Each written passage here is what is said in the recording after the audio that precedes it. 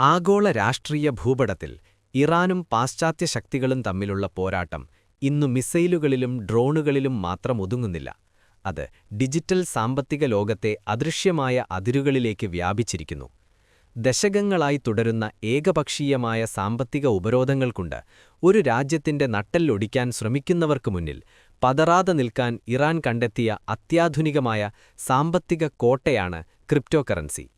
America, Israel സൈനിക നീക്കങ്ങൾക്ക് പിന്നാലെ ഇറാനിലെ ക്രിപ്റ്റോ എക്സ്ചേഞ്ചുകളിൽ നിന്നുണ്ടായ $10 മില്യൺ പണമൊഴുക്ക് വെറുമൊരു കണക്കല്ല, മറിച്ച് ഉപരോധങ്ങളുടെ ചങ്ങലക്കെട്ടുകൾ ഭേദിക്കാനുള്ള ഒരു ജനതയുടെ നിശ്ചയദാർഢ്യമാണ്.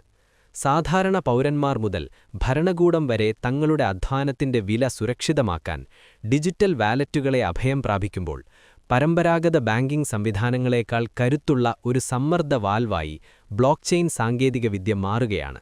ഇത് കേവലം അതിജീവനമല്ല, മറിച്ച് ആധുനിക സാമ്രാജ്യത്വത്തിന്റെ സാമ്പത്തിക വേട്ടയാടലുകൾക്കെതിരെയുള്ള ഇറാന്റെ ഡിജിറ്റൽ വിപ്ലവമാണ്.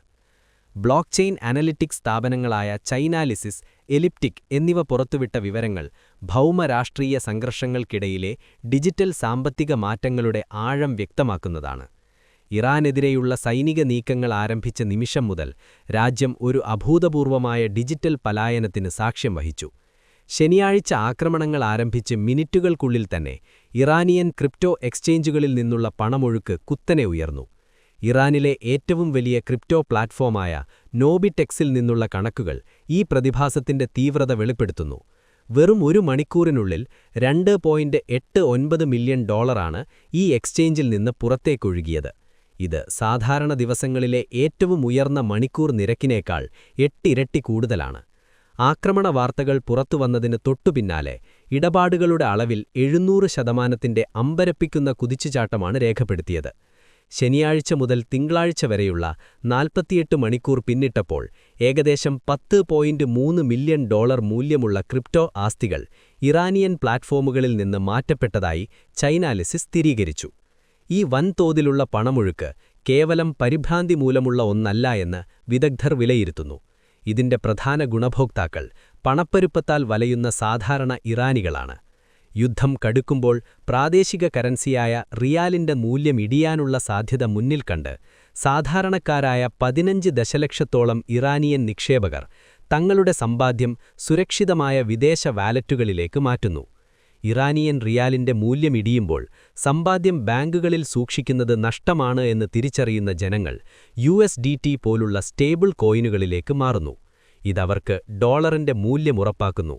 ഭൗമരാഷ്ട്രീയ അസ്ഥിരതയുണ്ടാകുമ്പോൾ തങ്ങളുടെ ആസ്തികൾ അതിവേഗം വിദേശ എക്സ്ചേഞ്ചുകളിലേക്കോ ഹാർഡ്വെയർ വാലറ്റുകളിലേക്കോ മാറ്റാൻ ക്രിപ്റ്റോ സഹായിക്കുന്നു. രാജ്യത്തിന് പുറത്തേക്ക് പണം കൊണ്ടുപോകുന്നതിൽ ബാങ്കിംഗ് നിയന്ത്രണങ്ങൾ മറികടക്കാൻ സാധാരണക്കാർക്ക് ലഭിക്കുന്ന ഒരേയൊരു മാർഗമാണിത്.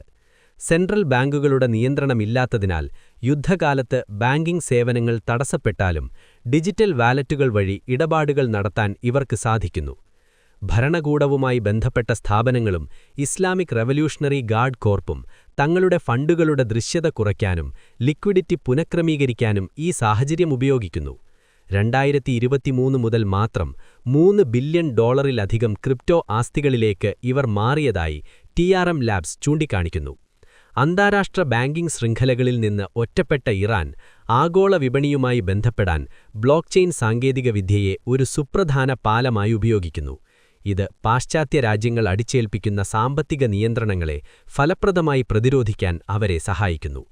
പരമ്പരാഗത ബാങ്കിങ്ങിലെ സ്വിഫ്റ്റ് സന്ദേശങ്ങൾ പാശ്ചാത്യ ഏജൻസികൾക്ക് നിരീക്ഷിക്കാൻ എളുപ്പമാണ്. എന്നാൽ ബ്ലോക്ക്ചെയിനിൽ മിക്സർ സേവനങ്ങളും വികേന്ദ്രീകൃത എക്സ്ചേഞ്ചുകളും ഉപയോഗിക്കുന്നതിലൂടെ ഫണ്ടുകളുടെ ഉറവിടം മറച്ചുവെക്കാൻ ഇറാനിയൻ സ്ഥാപനങ്ങൾക്ക് സാധിക്കുന്നു. US അന്വേഷണങ്ങളിൽ നിന്ന് രക്ഷപ്പെടാൻ ലിക്വിഡിറ്റി പുനഃക്രമീകരിക്കാനും ഔദ്യോഗിക പ്ലാറ്റ്ഫോമുകളിൽ നിന്ന് അദൃശ്യമായ വാലറ്റുകളിലേക്ക് പണം മാറ്റാനും ഭരണകൂടം ഈ സാഹചര്യം ഉപയോഗിക്കുന്നു. ഇറാനിലെ പണപ്പെരുപ്പവും പ്രാദേശിക കറൻസിയായ റിയാലിന്റെ മൂല്യത്തകർച്ചയും പൗരന്മാരെ വലിയ പ്രതിസന്ധിയിലാക്കുന്നുണ്ട്. ഈ സാഹചര്യത്തിൽ USDT പോലുള്ള സ്റ്റേബിൾ കോയിനുകൾ അവർക്ക് ഡോളറിന് പകരമായി മാറുന്നു. സ്വിഫ്റ്റ് പോലുള്ള ആഗോള ബാങ്കിംഗ് സംവിധാനങ്ങളിൽ നിന്ന് പുറത്താക്കപ്പെട്ട ഇറാന് സംബന്ധിച്ചിടത്തോളം അതിർത്തികൾ കടന്നുള്ള ഇടപാടുകൾക്ക് ബ്ലോക്ക്ചെയിൻ സാങ്കേതികവിദ്യ ഒരു കച്ചിത്തുരുമ്പാണ്.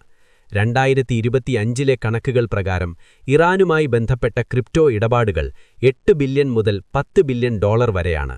ഇത് രാജ്യത്തിന്റെ എണ്ണ വരുമാനവുമായ $53 ബില്യൺ താരതമ്യം ചെയ്യുമ്പോൾ കുറവാണെങ്കിലും ഉപരോധം മറികടക്കാനുള്ള തന്ത്രപരമായ നീക്കമായി ഇതിനെ പാശ്ചാത്യ രാജ്യങ്ങൾ കാണുന്നു. സൈബർ ആക്രമണങ്ങൾ, ആഭ്യന്തര അസ്ഥിരത അല്ലെങ്കിൽ സൈനിക നീക്കങ്ങൾ ഉണ്ടാകുമ്പോൾ സെൻട്രലൈസ്ഡ് ബാങ്കിംഗ് സംവിധാനങ്ങളെക്കാൾ ആളുകൾ വികേന്ദ്രീകൃത ധനകാര്യത്തെ വിശ്വസിക്കുന്നു.